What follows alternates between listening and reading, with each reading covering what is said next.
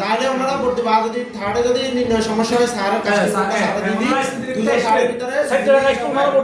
থার্ডের ব্যাপারে 2 ভোট হওয়ার পরে যদি আবার টাই হয়ে যায় তখন স্যার উনি ব্যালেন্স এটা উনি ব্যালেন্স তাহলে ওই দুটো নাম বলিয়ে না ওই দুটো নাম বলাটাই ভালো আমরা যারা দেখছি তারা বাদ করি না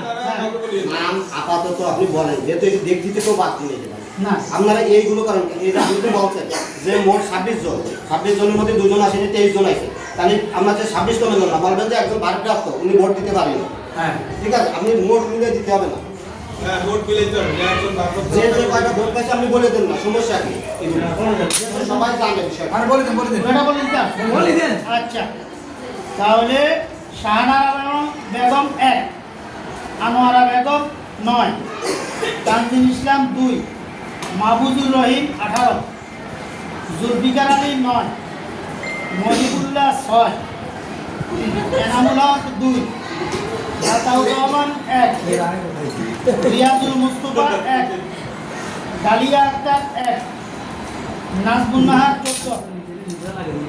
মনিরুজ্জামান 2 বাবর আলী মোল্লা 2 নাহিদ হোসেন 1 তাহলে ফার্স্ট হলো মাহবুবুর রহিম সেকেন্ড হয়েছে নাজমুল নাহার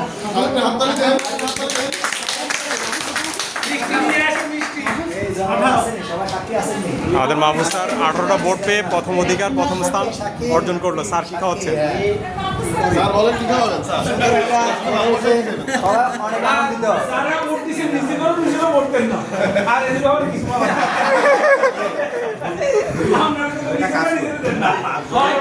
আপনাদের একটা কমিটির সাইন নিয়ে নিন